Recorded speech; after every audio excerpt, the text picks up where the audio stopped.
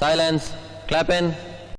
1991ರಲ್ಲಿ ಒಂದು ಕನ್ನಡ ಸಿನಿಮಾ ಮಾಡಲು ಬರೋಬ್ಬರಿ 10 ಕೋಟಿ ರೂಪಾಯಿ ಖರ್ಚು ಮಾಡಲಾಯಿತು. ಆ ಕಾಲದಲ್ಲಿ 10 ಕೋಟಿ ಎಂದರೆ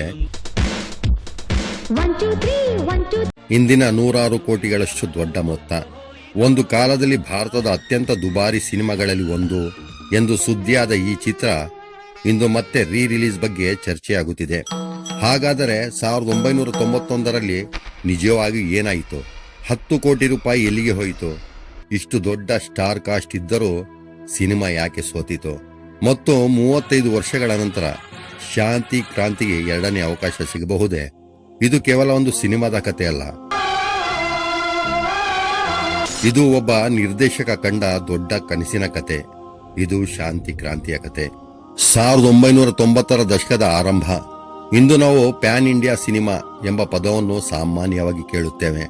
ಆದರೆ ಸುಮಾರು 35 ವರ್ಷಗಳ ಹಿಂದೆ ಒಬ್ಬ ಕನ್ನಡ ನಿರ್ದೇಶಕ ಅದೇ ರೀತಿಯ ಒಂದು ದೊಡ್ಡ ಕನಸನ್ನು ಕಂಡಿದ್ದರು.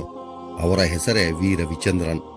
ಆ ಸಮಯದಲ್ಲಿ ಕನ್ನಡ ಚಿತ್ರರಂಗದಲ್ಲಿ ಅದ್ಧೂರಿತನಕ್ಕೆ ಹೊಸ ಅರ್ಥ ಕೊಟ್ಟಿದ್ದ ರವಿಚಂದ್ರನ್ ಒಂದು ದೊಡ್ಡ ಸಿನಿಮಾ ಮಾಡಲು ನಿರ್ಧರಿಸಿದರು. ಹೆಸರು ಶಾಂತಿ ಕ್ರಾಂತಿ. ಇದು ಕೇವಲ ಕನ್ನಡದಲ್ಲಿ ಮಾತ್ರವಲ್ಲ, ಕನ್ನಡ, ತೆಲುಗು, ತಮಿಳು ಮತ್ತು ಹಿಂದಿ ಭಾಷೆಗಳಲ್ಲಿ ಸಿನಿಮಾವನ್ನು ನಿರ್ಮಿಸುವ ಯೋಚನೆ ರೂಪಿಸಲಾಯಿತು. ಕನ್ನಡ ಆವೃತ್ತಿಯಲ್ಲಿ ರವಿಚಂದ್ರನ್ ನಾಯಕ, ತೆಲುಗುನಲ್ಲಿ ನಾಗಾರ್ಜುನ, ತಮಿಳು ಮತ್ತು ಹಿಂದಿ ಆವೃತ್ತಿಯಲ್ಲಿ ರಜನಿಕಾಂತ್, ಜೊತೆಯಲ್ಲಿ ಜೂಹಿ ಚಾವ್ಲಾ, ಖುಷ್ಬು, ರಮೇಶ್ ಅರವಿಂದ್ ಮತ್ತು ಅನಂತ್ನಾಗ್ ಸೇರಿದಂತೆ ದೊಡ್ಡ ಕಲಾವಿದರು. ಇದು ಇಂತಹ ಕಾಸ್ಟ್ ಕೇಳಿದರೆ ಯಾರಿಗಾದರೂ ಒಂದು ಪ್ರಶ್ನೆ ಬರುತ್ತದೆ, ಆ ಕಾಲದಲ್ಲಿ ಇಷ್ಟೊಂದು ದೊಡ್ಡ ಸಿನಿಮಾ ಹೇಗೆ ಮಾಡಿದರು? ಆದರೆ ಇದೇ ಕನಸು ಮುಂದೆ ದೊಡ್ಡ ಸವಾಲಾಗಿ ಪರಿಣಮಿಸಿತು. ಚಿತ್ರದ ಬಜೆಟ್ ಸುಮಾರು 10 ಕೋಟಿ ಎಂದು ದಾಖಲಾಗಿದೆ. 1991ರ ಕಾಲದಲ್ಲಿ ಅದು ಸಾಮಾನ್ಯ ಸಿನಿಮಾ ಬಜೆಟ್ ಆಗಿರಲಿಲ್ಲ.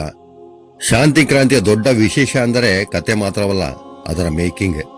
ಆ ಕಾಲದಲ್ಲಿ ಕನ್ನಡ ಸಿನಿಮಾಗಳಿಗೆ ಇಷ್ಟು ದೊಡ್ಡ ಮೊತ್ತದ ಹಣ ಖರ್ಚು ಮಾಡುವುದು ಅಸಾಮಾನ್ಯವಾಗಿತ್ತು. ವಿಶಾಲ ಸೆಟ್ಗಳು, ದೊಡ್ಡ ಆಕ್ಷನ್ ದೃಶ್ಯಗಳು, ಪ್ರಮುಖ ನಟರು ಮತ್ತು ತಾಂತ್ರಿಕ ವರ್ಗ ಹೊಸ ಪ್ರಯೋಗಗಳನ್ನು ಮಾಡುತ್ತಿತ್ತು. ಇವೆಲ್ಲವೂ ಸೇರಿ ಸಿನಿಮಾದ ಪ್ರಮಾಣವನ್ನು ಬಹಳ ದೊಡ್ಡದಾಗಿಸಿತು. ಚಿತ್ರಕ್ಕೆ ಸಂಗೀತ ನೀಡಿದ್ದು ಹಂಸಲೇಖ. ಕನ್ನಡದಲ್ಲಿ 9 ಹಾಡುಗಳಿದ್ದವು ಎಂದು ದಾಖಲಾಗಿದೆ.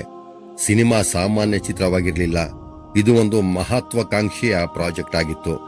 ಅಂತಿಮವಾಗಿ ಸೆಪ್ಟೆಂಬರ್ 19, 1991ರಂದು ಶಾಂತಿ ಕ್ರಾಂತಿ ಬಿಡುಗಡೆಯಾಯಿತು. ಜನರ ನಿರೀಕ್ಷೆ ದೊಡ್ಡದಾಗಿತ್ತು, ಆದರೆ ಬಿಡುಗಡೆಯಾದ ನಂತರ ಬಂದ ಪ್ರತಿಕ್ರಿಯೆ ಮಾತ್ರ ನಿರೀಕ್ಷೆಯಂತೆ ಇರಲಿಲ್ಲ. ಸಿನಿಮಾದಲ್ಲಿ ದೊಡ್ಡ ಹೆಸರುಗಳಿದ್ದವು, ಬಜೆಟ್ ದೊಡ್ಡದಾಗಿತ್ತು, ತಂತ್ರಜ್ಞಾನ ಮತ್ತು ನಿರ್ಮಾಣದ ಪ್ರಮಾಣವು ದೊಡ್ಡದಾಗಿತ್ತು. ಆದರೆ ಬಾಕ್ಸ್ ಆಫೀಸ್ನಲ್ಲಿ ಸಿನಿಮಾ ನಿರೀಕ್ಷೆಯಂತೆ ಯಶಸ್ಸು. ಜನರು ಸಿನಿಮಾದ ತಾಂತ್ರಿಕ ಅದ್ಧೂರಿತನವನ್ನು ಗಮನಿಸಿದರು.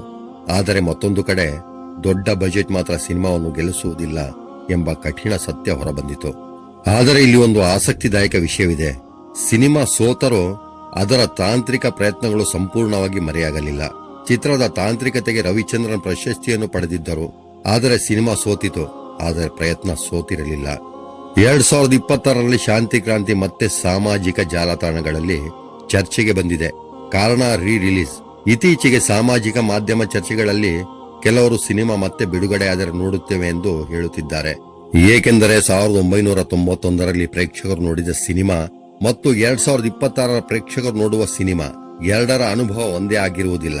ಇಂದು ಪ್ರೇಕ್ಷಕರು ಹಳೆ ಸಿನಿಮಾಗಳನ್ನು ಕೇವಲ ಕತೆಗಾಗಿ ನೋಡುವುದಿಲ್ಲ, ಅವರು ನೋಡುತ್ತಾರೆ ಆ ಕಾಲದ ತಂತ್ರಜ್ಞಾನ ಹೇಗಿತ್ತು, ಆ ಕಾಲದಲ್ಲಿ ಎಷ್ಟು ದೊಡ್ಡ ಕನಸು ಕಾಣಲಾಗಿತ್ತು, ಇಂತಹ ದೃಶ್ಯಗಳು ಆಗ ಹೇಗೆ ಚಿತ್ರೀಕರಿಸಿದ್ದರು ಮತ್ತು ಇದನ್ನೆಲ್ಲ 1991ರಲ್ಲೇ ಮಾಡಿದ್ದರ ಎಂಬ ಆಶ್ಚರ್ಯಕ್ಕಾಗಿ ಕೂಡ ಥಿಯೇಟರ್ಗೆ ಹೋಗಬಹುದು.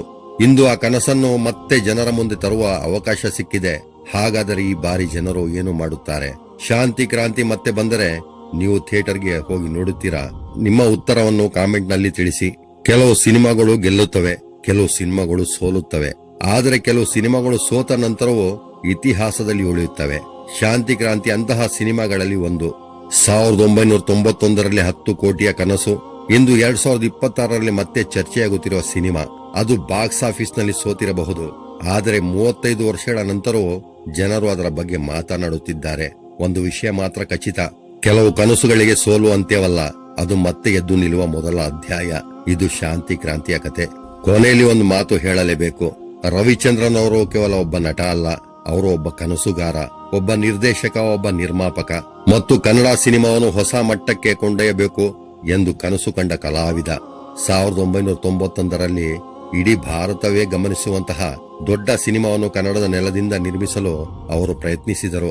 ಆ ಪ್ರಯತ್ನಕ್ಕೆ ಆ ಸಮಯದಲ್ಲಿ ಯಶಸ್ಸು ಸಿಗಲಿಲ್ಲ. ಸೋತ ಸಿನಿಮಾ ಒಂದು ಇರಬಹುದು, ಆದರೆ ಆ ಸಿನಿಮಾದ ಹಿಂದೆ ಇದ್ದ ಕನಸು ಸೋತಿರಲಿಲ್ಲ. ಇಂದು ಕೂಡ ಶಾಂತಿ ಕ್ರಾಂತಿಯ ಬಗ್ಗೆ ನಾವು ಮಾತನಾಡುತ್ತಿದ್ದೇವೆ ಎಂದರೆ ಅದು ರವಿಚಂದ್ರನ್ ಅವರ ಧೈರ್ಯ ಮತ್ತು ಅವರ ಸಿನಿಮಾದ ಮೇಲಿನ ಪ್ರೀತಿಗೆ ಸಾಕ್ಷಿ. ಅವರನ್ನು ಶ್ರೇಷ್ಠ ನಟ ಎಂದು ಗೌರವಿಸುವುದರ ಜೊತೆಗೆ ಕನ್ನಡ ಚಿತ್ರರಂಗದ ಮೇಲೆ ಇಷ್ಟು ದೊಡ್ಡ ಕನಸು ಕಂಡ ಕಲಾವಿದ ಎಂಬ ಕಾರಣಕ್ಕೂ ನಾವು ಹೆಮ್ಮೆ ಪಡಬೇಕು. ಒಬ್ಬ ಕನ್ನಡಿಗನಾಗಿ 1991ರ ದಶಕದಲ್ಲಿ ಇಂತಹ ದೊಡ್ಡ ಮಟ್ಟದ ಸಿನಿಮಾ ಮಾಡುವ ಧೈರ್ಯ ತೋರಿದ ರವಿಚಂದ್ರನ್ ಅವರ ಪ್ರಯತ್ನವನ್ನು ನಾವು ಮರೆಯಬಾರದು. ಕೆಲವು ಸಿನಿಮಾಗಳ ಮಹತ್ವವನ್ನು ಕಾಲವೇ ನಿರ್ಧರಿಸುತ್ತದೆ. ಶಾಂತಿ ಕ್ರಾಂತಿ ಕೂಡ ಅಂತಹ ಒಂದು ಸಿನಿಮಾ ಆಗಿರಬಹುದು. ಅಂದು ಸೋತಿದ್ದ ಒಂದು ಕನಸು ಇಂದು ಮತ್ತೆ ಪ್ರೇಕ್ಷಕರ ಮುಂದೆ ಬರಲು ಸಿದ್ಧವಾಗುತ್ತಿದೆ. ಹಾಗಾದರೆ ಈ ಬಾರಿ ಶಾಂತಿ ಕ್ರಾಂತಿಗೆ ಕನ್ನಡ ಪ್ರೇಕ್ಷಕರು ಮತ್ತೊಂದು ಅವಕಾಶ ಕೊಡುತ್ತಾರಾ? ನಿಮ್ಮ ಅಭಿಪ್ರಾಯವನ್ನು ಕಾಮೆಂಟ್ನಲ್ಲಿ ತಿಳಿಸಿ ಮತ್ತು ಕನ್ನಡ ಸಿನಿಮಾವನ್ನು ದೊಡ್ಡ ಕನಸುಗಳೊಂದಿಗೆ ಬೆಳೆಸಿದ ರವಿಚಂದ್ರನ್ ಅವರಿಗೆ ಒಂದು ಕೃತಜ್ಞತೆ ಸಲ್ಲಿಸಿ. ಕನ್ನಡ ಚಿತ್ರರಂಗದ ಇತಿಹಾಸದಲ್ಲಿ ಅವರಂತಹ ಸಾಹಸ ಮಾಡಿದ ಕಲಾವಿದರ ಬಗ್ಗೆ ನಾವು ಹೆಮ್ಮೆ ಪಡಬೇಕು. ರಣಧೀರ, ಕನಸುಗಾರ. ಜೈ ಕನ್ನಡ.